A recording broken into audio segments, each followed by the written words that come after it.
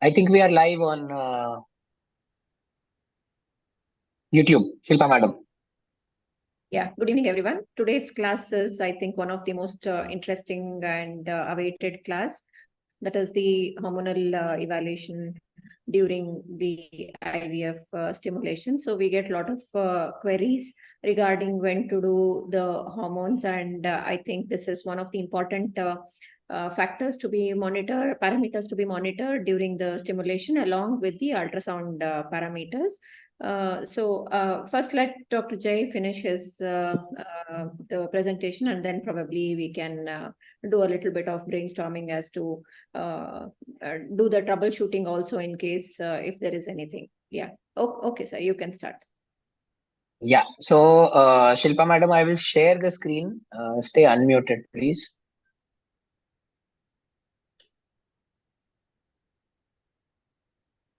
You can see the screen, no, Shilpa madam? Yes, sir. Yes, sir. Okay, fine.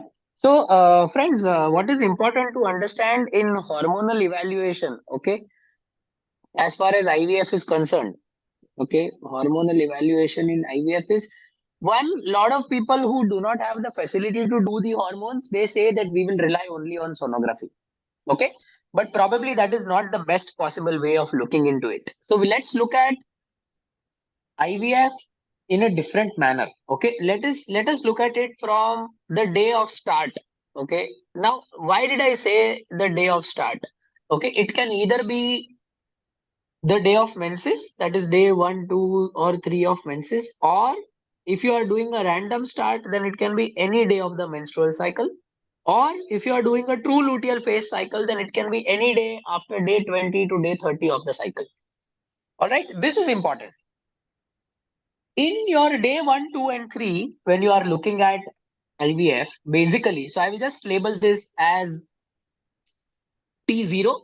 Okay, that is your day 0. Now, then you go on to T1, T2, T3, T4, T5, T6, T7, T8, T9, T10. Okay, and then you have the day of T12, which is the day of your egg pickup. All right, just a normal cycle, a normal antag cycle. Okay, currently I'm just trying to look at a normal antagonist cycle when I try to do all this. Okay, so this is a normal antag cycle. I'll just draw it out for you. So basically, you will be having the antagonist, which is given from these 4 days. Okay, on day 10 will be the day of your trigger. The standard trigger could be whatever. So I'll just write down a dual trigger. Okay, let me just put it down as that. And it is important to understand that if it is day 1, 2, and 3, okay, of a natural cycle. So that means when it's day 1, 2, and 3, your standard hormonal profile is going to be estrogen and progesterone. If it is a random start, it is still going to be estrogen and progesterone. And if it is a true luteal phase, it is still going to be an estrogen and progesterone as far as double stimulation is concerned. Here, the only criteria which you have to keep in mind is estrogen preferably less than 50, progesterone preferably less than 1.5. This is a criteria for you to start, okay, your stimulation. But there comes an issue where you have an ovary, and inside this ovary, you have a follicle which is ahead of the rest of the follicles. Typically, it will happen in a random start.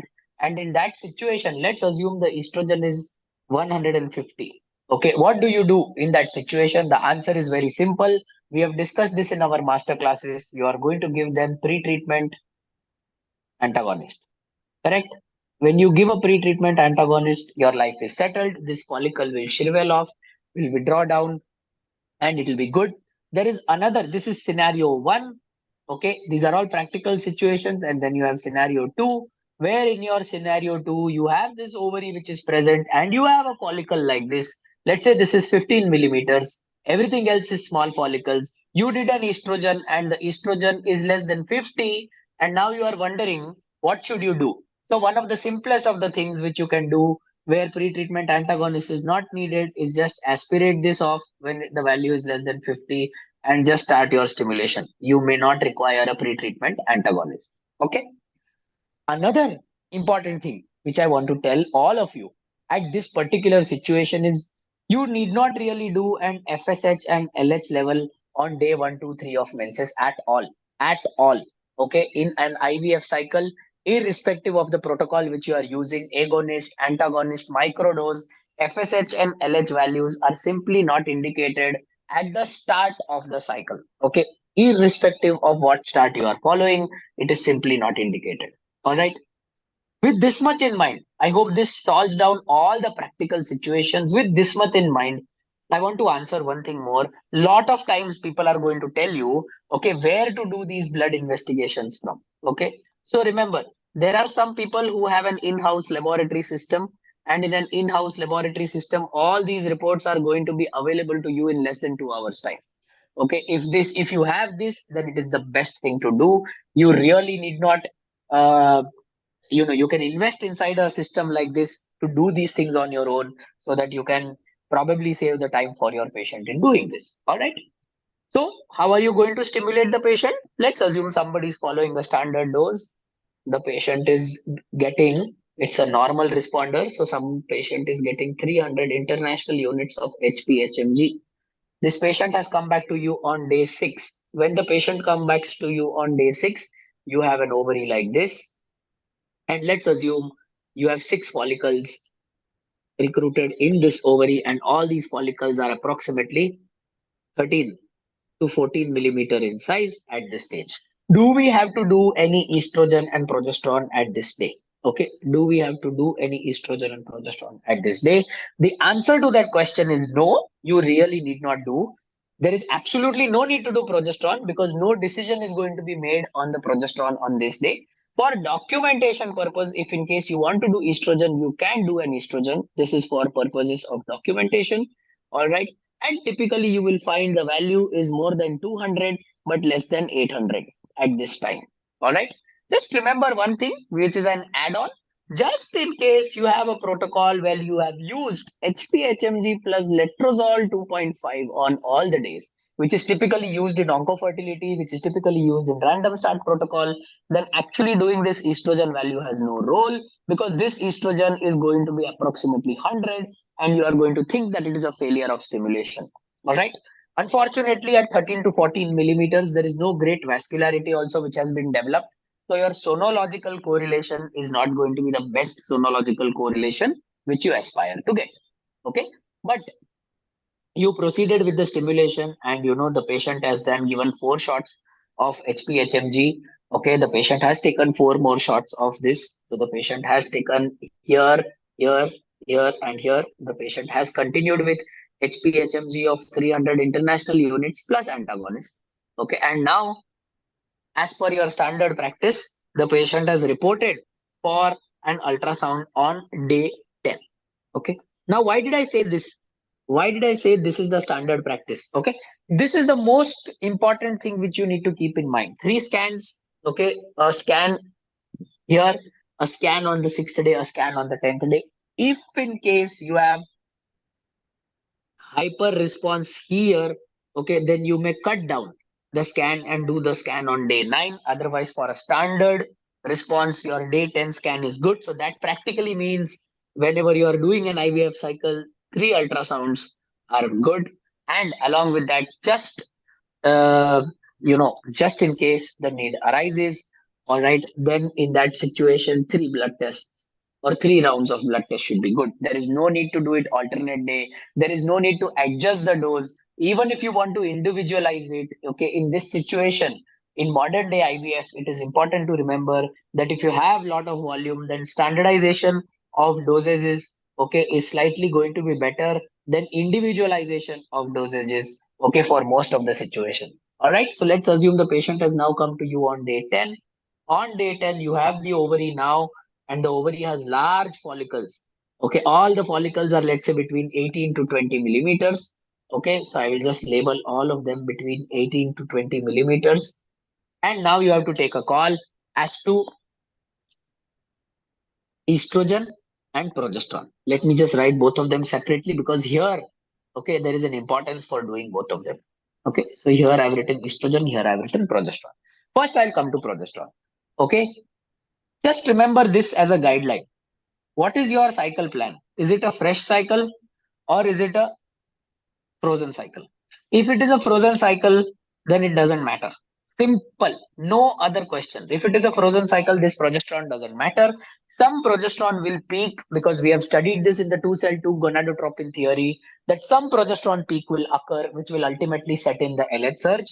Okay, but just keep that in mind. A slight elevated progesterone for an FET has got no importance. All right. If it is a fresh cycle, then it is going to be preferable for the value of progesterone to be less than 1.2. I know the textbook says 1.5, but for standard purposes, if the value is less than 1.2, then you can go ahead, okay, and do the fresh IVF cycle. This also indicates that your antagonist has been given correctly, okay, because LH surge has not occurred and no secretory changes have occurred in the endometrium. Just keep this in mind. All right. Now coming to estrogen. Okay. Now estrogen is very, very important. A lot of times people try to go by estrogen. What is the estrogen value? I need to understand going by, let's assume the estrogen value is 3000. So I need to understand how many follicles will I get. Remember, this is a very odd marker. A single follicle on an average will secrete between 200 to 400 picograms of estradiol.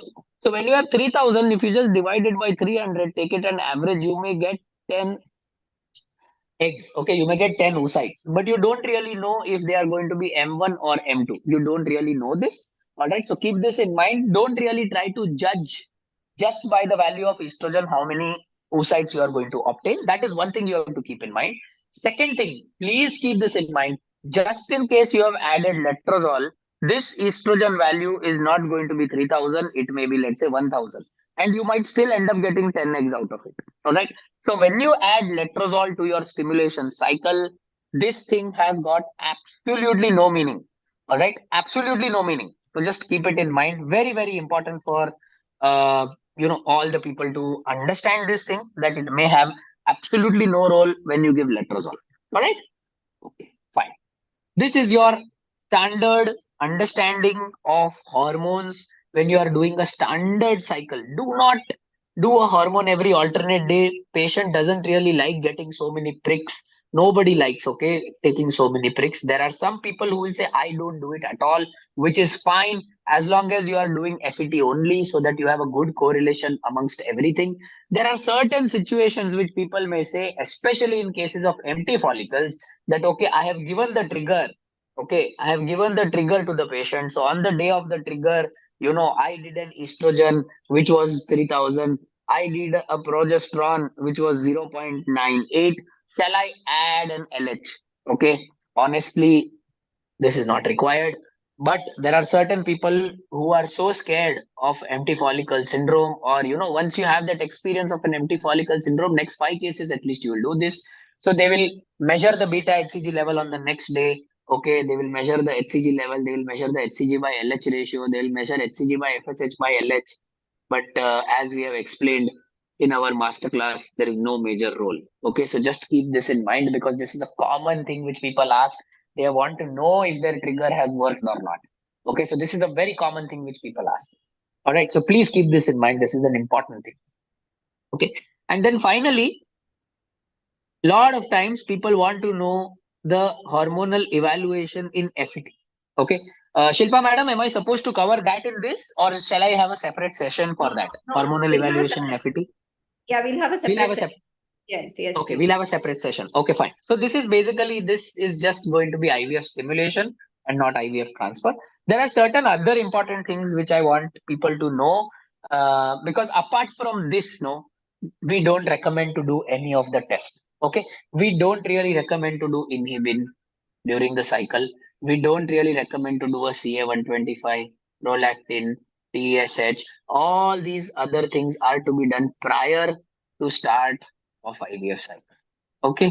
All these other hormones you are supposed to do prior to the start of the IVF cycle. Do not get into that headache of doing it at the time of IVF cycle.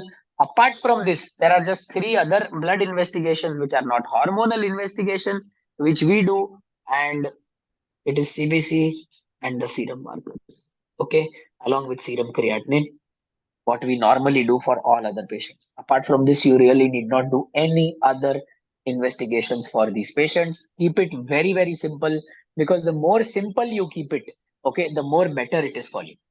Finally, I just want to, before I conclude it completely, there is one commonest question which I have been asked as far as fresh transfers and giving the trigger with 10,000 HCG is concerned, and that is, see, if this is the ovary, okay, you have given an antagonist cycle, okay, and the follicles are now really big, but you want to do a fresh transfer.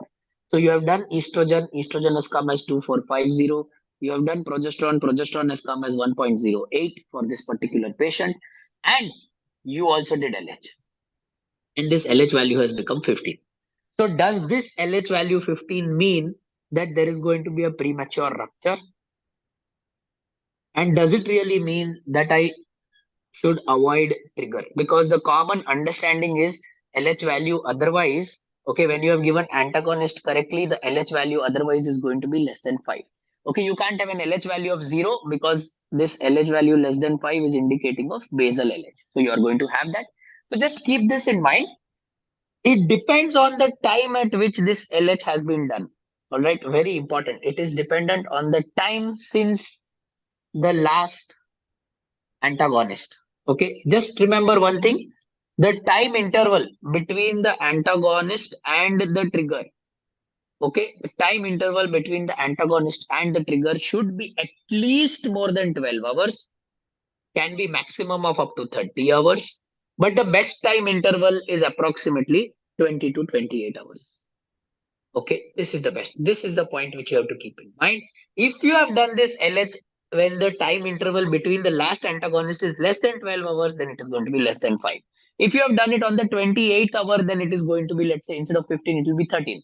That really doesn't mean that something has gone wrong in your stimulation. As a result of which I mentioned categorically, even in fresh cycles, do not do this. Just look at these two values and straight give trigger to the patient. Okay, in a fresh cycle, we all know your trigger is not going to be anything rocket. It is going to be 10,000 HCG. So just do this for all practical purpose scenarios. Okay, just in case somebody feels that nahi, in my patient, I want to be like super safe and super accurate of what I'm trying to do. Your super safety and super safe accuracy is going to be maintained, in fact, only by doing progesterone. Because in a fresh cycle, that is the thing which decides if you can go ahead and do an embryo transfer or not. It is not the estrogen value, it is the progesterone value. In your fresh cycle, if you have added letrozole along with stimulation, then to your estrogen has no value at all. Only progesterone matters. Okay, nothing else really matters. So just keep that in mind. If somebody comes and tells you, I am in a periphery, I don't really have the facility that if I do a progesterone value today, I get the report in 2 hours, like how you get. I am in a periphery. If I do a progesterone value and an estrogen value, let's say at morning 8 o'clock, I get the report next day afternoon at 12 o'clock. That is common because that is bound to happen. There is going to be a transit time from your place to the other place. In that situation, the best thing which you can do to make yourself and your patient the most accurate, okay, is to ensure that you have a centrifugation machine in your hospital. This centrifugation machine, after you collect blood, is going to separate plasma from the RBCs. When the RBCs and plasma is separated from each other, okay, when you are sending a serum plasma sample, okay, it is free of RBC. Free of RBC sample has the least amount of RBC lysis, and the sample which has the least amount of RBC lysis has the maximum amount of accuracy in transport. Otherwise, your RBC lysis is going to cause a problem in the reporting of estrogen and progesterone. So just keep that in mind. For people who have it in-house, no problem. Reports will come in 1 to 2 hours. Patients will be super happy. I think probably this completes the basic hormonal evaluation in an IVF cycle. And this completes 16 minutes of our class as well. Should there be one or two questions, I shall be answering for Shilpa madam.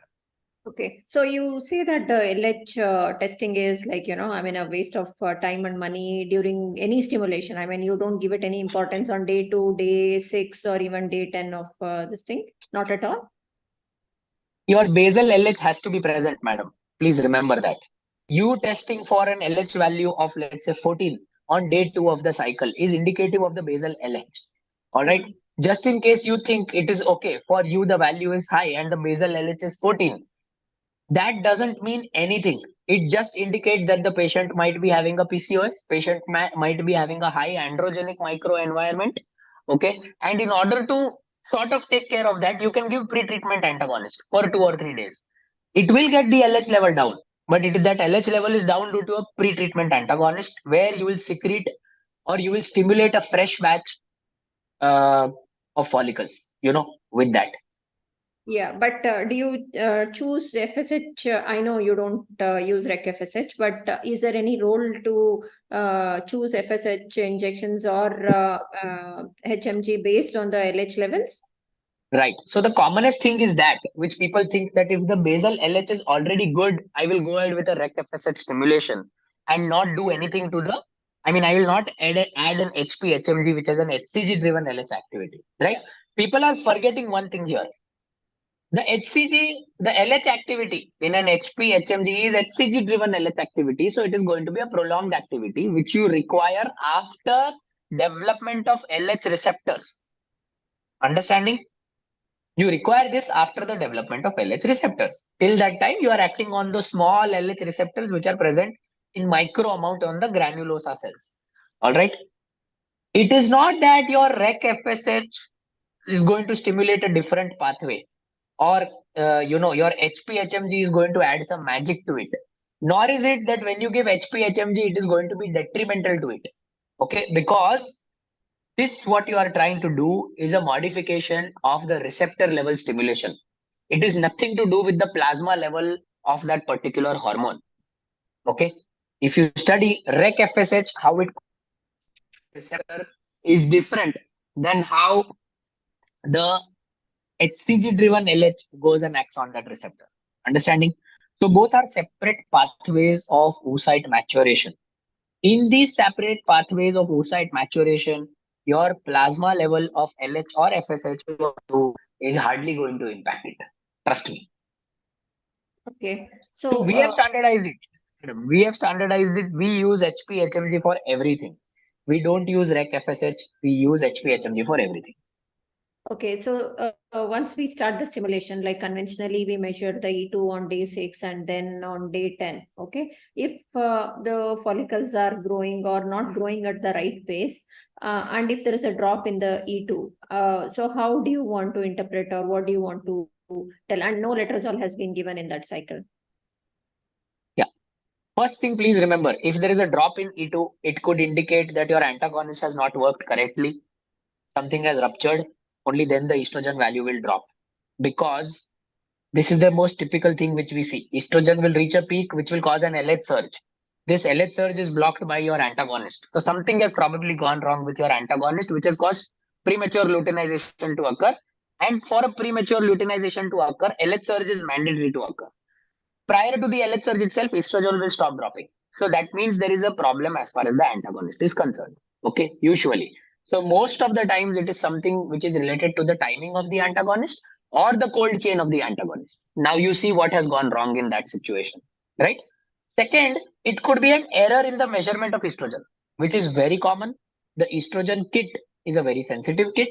And if in case this kit has not received the correct level of, you know, has not been able to calculate the plasma correctly, the aspirator, it is an automatic kit.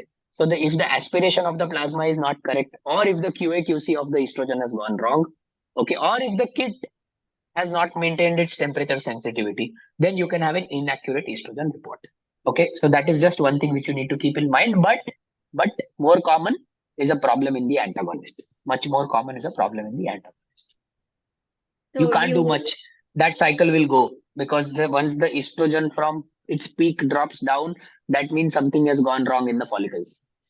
Okay, so you have stimulated and the E2 is say around no, say 2000, and you get Yeah. only about follicles, but without any letrozole in addition in that cycle. So how do you correlate this thing? I mean, what can be wrong? Two things I think can be wrong in this situation. One, your oocyte to follicle ratio is very poor. Correct. So in that particular situation, either the patient had a poor quality oocyte or low AMH to start off with. That is the first thing. We did not, I have not been provided about the pre-treatment values of the patient, but then that is the first thing which I will think of. Right. Second, there is something wrong as far as the trigger cold chain is concerned. Right. You have given an inaccurate trigger and your interval between the antagonist and the trigger was not correctly maintained. Patient took an antagonist in the morning, you called them at night and gave the trigger, thinking that the antagonist would have got washed out or something like that. All right. Or okay, something has really gone wrong in that batch of urinary HCG. Okay. These are the only two or three possibilities which exist if the reports which you've mentioned are absolutely accurate. Okay. And say, like, you see this low AMH patients, I think, because you do a lot of cell cycles in around 40 years of age group women. And you see that, like, on day 10, the E2 is just about 90 or 100, and the follicle size is good. So we are expecting only one follicle. So do you correlate the E2 levels to expect that the follicle could be aspirated with a good oocyte, or it really doesn't matter? Honestly, it doesn't matter, madam. Because see, you can have a follicle which is having less cumulus. Okay. You can have a follicle which has an excellent oocyte with a less cumulus and is secreting only 100 picograms of estrogen. Right? You can have an obese lady in which your otherwise also peripheral circulation of estrogen is lesser when you take the serum levels. So all these things are important. I do it for documentation purposes, as I mentioned. That do it for documentation purposes because in today's time and age, you need to prove that you were right. Okay, or rather, the court will ask you to prove that you are not wrong. Forget you are right. That is not the question. The question is, were you not wrong? Right? So these type of things one has to do. Okay, one has to do. Like for example, something which happened to me today, just 30 minutes before this class started, just 30 minutes before. Okay, we had a legal notice from somebody who stated just on OPD. Okay, just on OPD that 5 previous IVF cycles failed, right? And the doctor, like Jay Mehta, did not ask the patient to do a 3D ultrasound. Correct? So we have written it on the file to do a 3D ultrasound, which is going to cost 4,000 rupees at my hospital. Patient had no money at that point in time. Simple. We have written. They did not do. Correct? There is no explanation for this. Why you did not do a 3D ultrasound? Simple. Same way, there is no explanation for doing these three estrogens. We can avoid this day 6. I'm honestly telling you, theoretically, practically, we can avoid it. But we do it for documentation, which states that we have given you HMG only. Otherwise, the estrogen cannot rise like this. Correct? Somebody goes in the court stating that my patient had this. Why did your estrogen, why did you not maintain the estrogen less than 1,000? You made a mistake. No, we gave letrozole. You are a patient of CA breast. We gave you letrozole. Your estrogen, even on day 6, mid-cycle stimulation was less than 500. We ensured that everything goes right for you because breast cancer is a systemic disease, right? So we ensured that. So we have to be proving, ourselves not guilty at all the time, and which is why sometimes these values are for documentation. There are many, many, many of my friends who are so good at IVF, they never do it. They never do an estrogen and progesterone, and they still get excellent outcomes because they are trying to correlate everything with sonography, which is great, right? But if in case you say that you want to be one notch ahead of everybody else, you want to correlate everything with sonography and have an endocrinological test also with it, the court is not going to tell you that you did a mistake by doing an endocrinological evaluation. The court is just going to tell you that the doctor was superb. He just wanted to be slightly more cautious in your case. Simple. Which is why I do it. Okay, because Okay. I end up facing a lot of these things. So does your package of IVF includes the blood tests also, or it's No, it is extra. yeah. Okay, sir. I think we are done. We'll answer the rest of the questions in the groups. Thank you so much. It was wonderful. Have a good day. Whatever.